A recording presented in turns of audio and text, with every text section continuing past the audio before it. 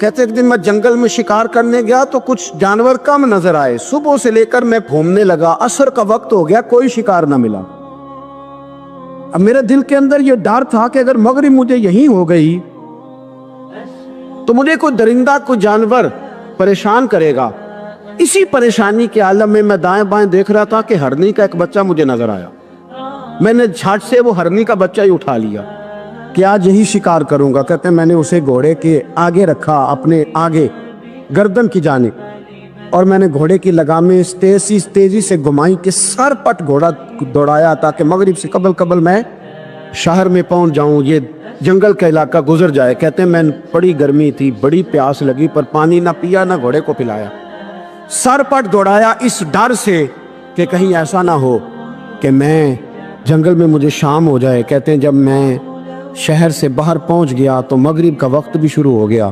کہتے ہیں ابھی میں پہنچا ہی تھا، میں نے وہاں گھوڑے کو روکا، خود بھی پانی پیا، جانور کو بھی پلایا۔ کہتے ہیں ذرا میں نے آنکھ اٹھا کے دیکھا تو جس ہرنی کا میں بچہ لایا تھا وہ بھی دوڑتی ہوئی میرے پیچھے آ گئی۔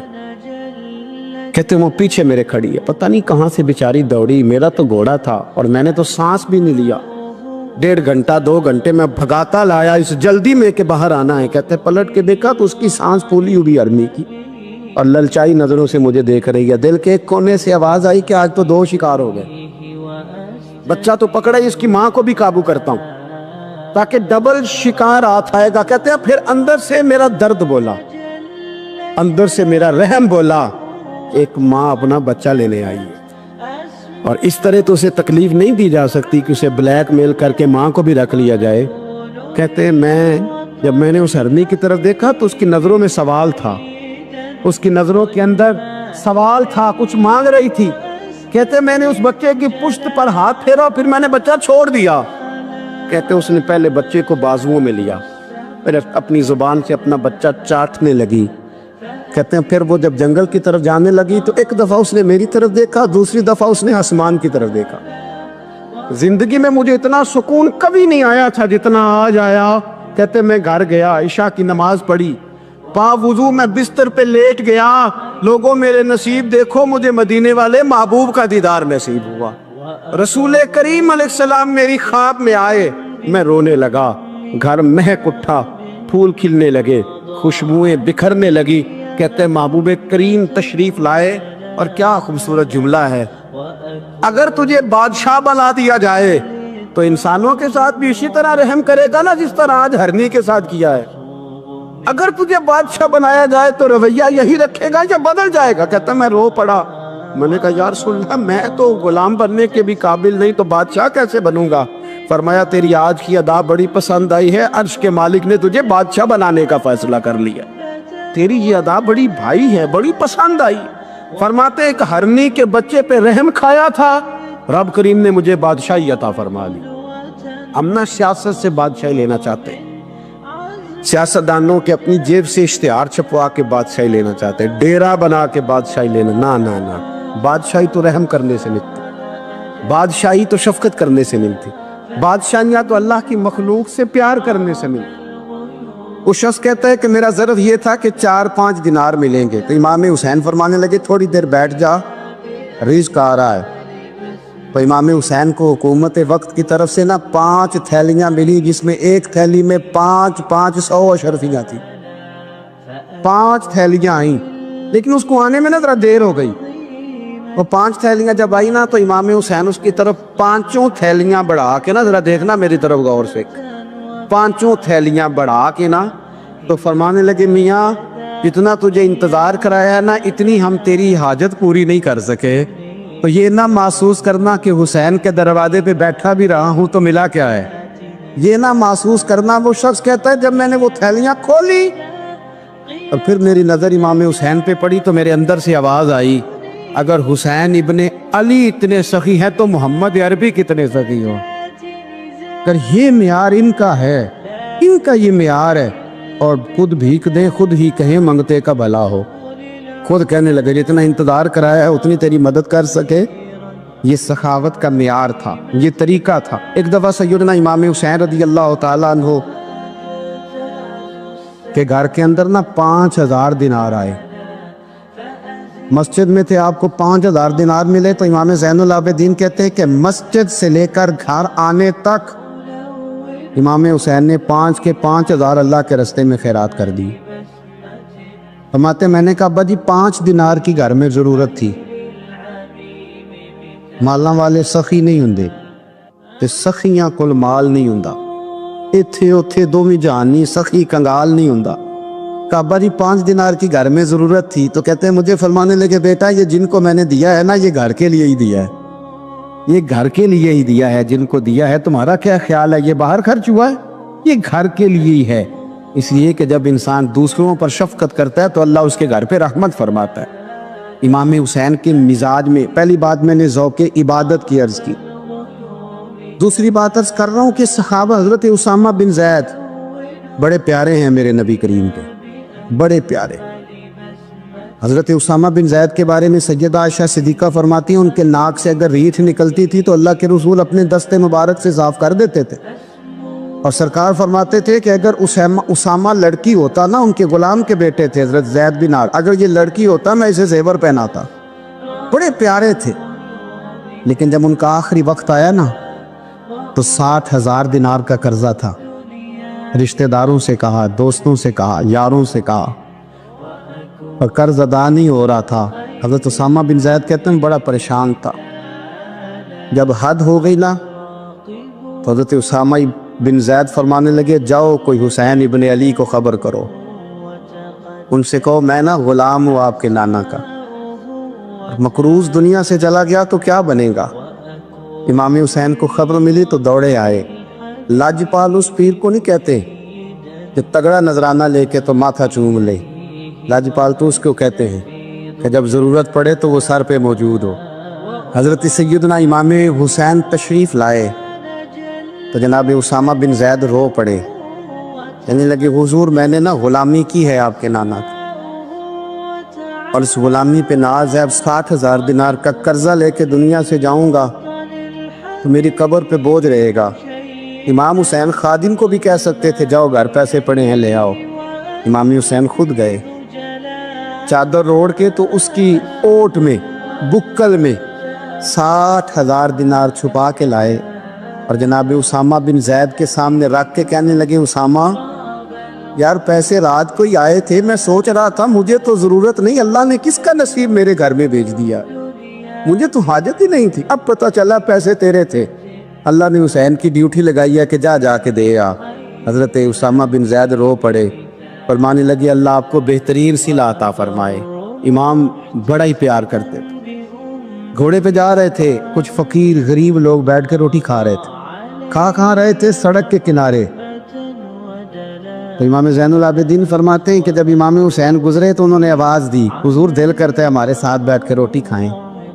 کائنات کے مالک و مختار کے نواسے اور دنیا کے سب سے بڑے شہزادے گھوڑے سے اترے اور غریبوں کے ساتھ سڑک پہ بیٹھ گئے، روٹی کھانے لگے اور دیر تک کھاتے رہے، اور جب فارغ ہو گئے تو فرمانے لگے کھانے کی ضرورت بھی نہیں تھی، حاجت بھی نہیں تھی، پر تم نے آواز دی تو دل رکھنے کو بیٹھ گیا تھا، اگر اجازت دے تو چلا جاؤں۔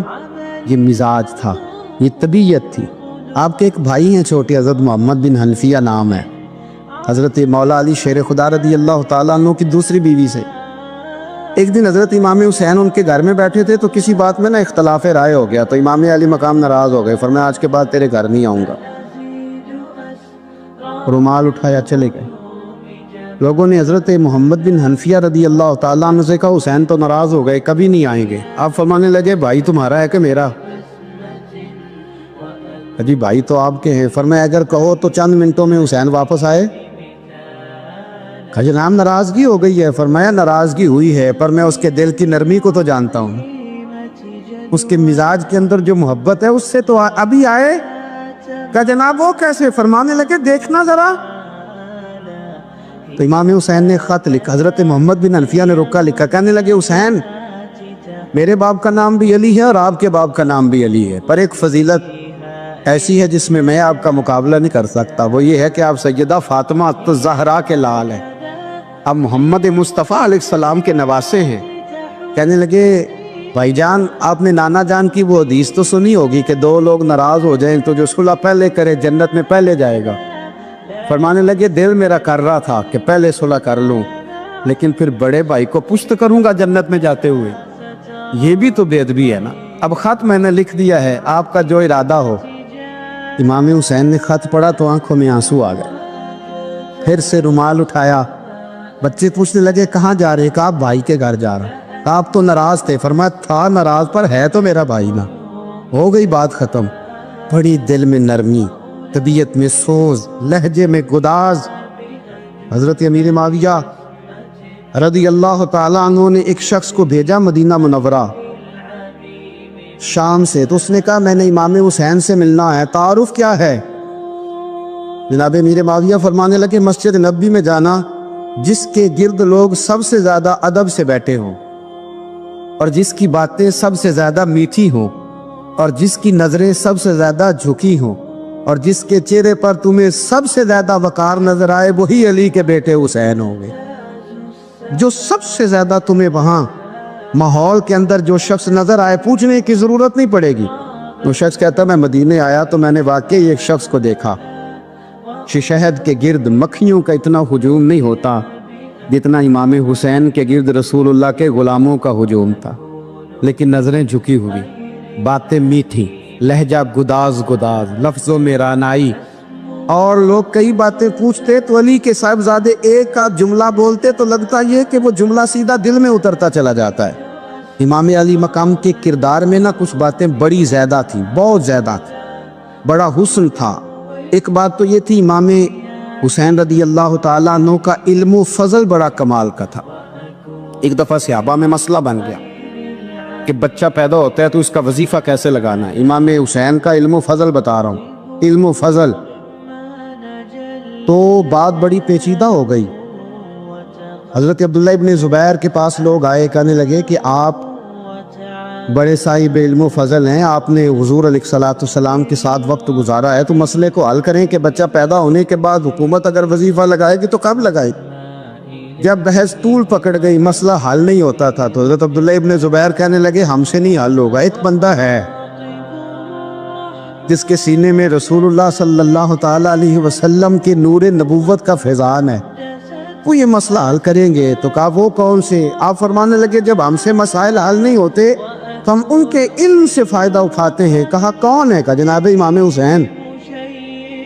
تو لوگ حضرت امام حسین کے پاس گئے کہ حضرت یہ ایک مسئلہ الجھ گیا ہے کہ بچہ پیدا ہو تو وظیفہ کب لگانا ہے؟ فرمایا الجھنے والی بات ہی کوئی نہیں، پیدا ہونے کے بعد جب وہ پہلی دفعہ آواز نکالے تو اس کا وظیفہ لگا دو۔ اس کا مطلب یہ ہے کہ وہ دنیا میں آ گیا ہے، اس نے اپنے آنے کا اظہار کر دیا ہے، اعلان کر دیا ہے، اب اس کا وظیفہ لگا دو۔ تو اس پر پھر صحابہ کا اتفاق ہو گیا۔ امام حسین کے علم سے، فضل سے لوگ فیض اٹھاتے تھے۔ حضرت سیدنا امام حسین کی شہادت کے بعد حضرت عبداللہ ابن زبیر رضی اللہ تعالیٰ عنہ نے قاتلان حسین سے خطاب کیا اور فرمانے لگے اللہ کی قسم تم نے اس شخص کو شہید کیا ہے جو راتوں کو لمبے لمبے قیام کرتا تھا، اور تم نے اس شخص کو شہید کیا ہے جس سے میں دن میں جب بھی ملتا تھا تو وہ روزے سے ہوتا تھا۔ تم نے اس شخص کو شہید کیا جو قائم اللیل تھا، صائم الدہر تھا، اس شخص کو تم نے شہید کیا۔ آپ کو پتہ ہے میدان کربلا میں جب 9 محرم کو ابن سعد نے امام حسین سے کہا کہ جنگ کرو، اگر یزید کی بیعت نہیں کرنی، تو امام حسین نے فرمایا ایک رات کی مہلت دے دو،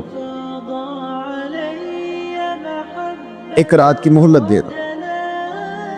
حضرت امام زین العابدین کہتے ہیں میں نے اپنے والد گرامی سے عرض کی کہ ابا جی آپ جہاد سے دور جانے والے تو ہیں نہیں، آپ تو جہاد سے پیار کرنے والے، اور یہ بھی پتہ ہے مجھے کہ یہ جنگ اب ہو کے رہے گی، تو ایک رات کی مہلت لینے کا معنی کیا ہے؟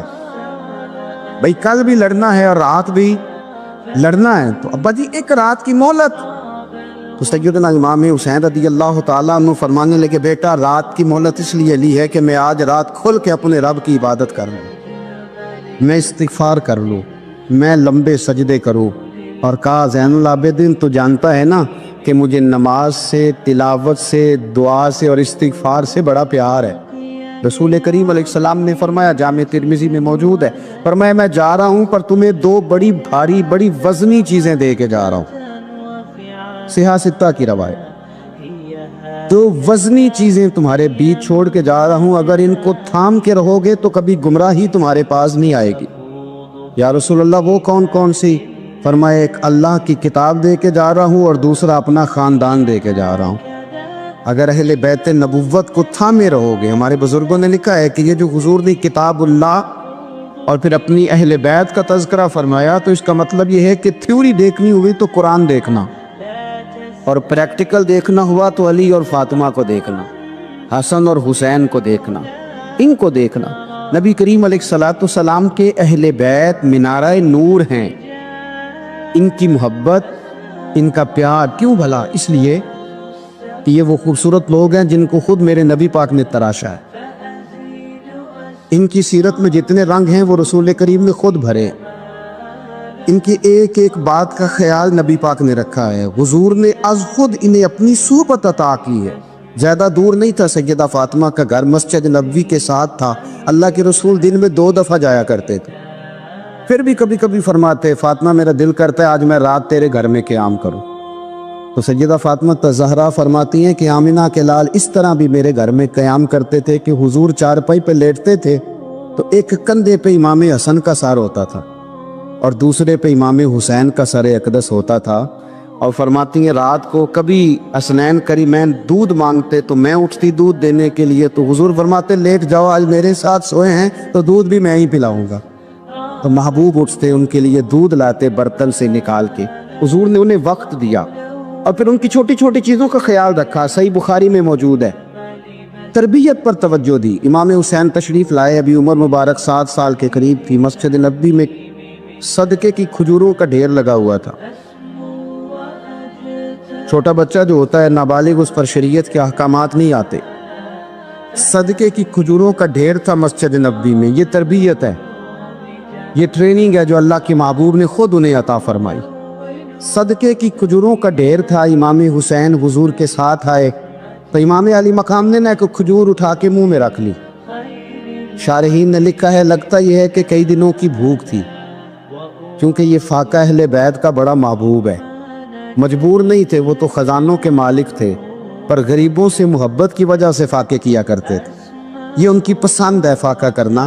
तो एक खजूर इमाम अली मकाम ने रख ली तो अल्लाह के रसूल ने गले में उंगली डाल के निकाल दी और फरमाया हुसैन ये सदका है, ये मेरी अहले बैत के लिए दुरुस्त नहीं है। हुजूर ने खुद तरबियत की।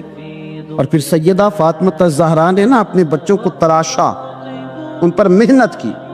मैं अक्सर गुजारिश करता हूँ दोस्तों से, मैं कहता हूँ करबला का वाकया कोई हादसाती नहीं है, इसके पीछे पूरी एक लॉजिक है, इसके पीछे पूरा एक फ़लसफ़ा है। ऐसे ही कोई आदमी 3 दिन भूखा प्यासा रह सकता है। किसी आदमी को सुबह उसने खाना खाया और शाम तक खाना ना मिले तो टांगे कांपती हैं। रमज़ान मुबारक में इबादत की नीयत से रोज़ा रखने वाले भी शाम को बड़े परेशान हो जाते, पर मुसलसल 3 दिन खाना ना खाया जाए और पानी ना पिया जाए, और हाल ये है कि वही आदमी तलवार लेके मैदान में निकले और उसकी हालत ये हो कि लोग उसके आगे दौड़ना शुरू कर दें। हज़ारों की फौजें ताब ना ला सके। अली का घर भी वो घर है कि जिस घर का हर एक बच्चा जिसे देखो वही शेरे खुदा मालूम हो।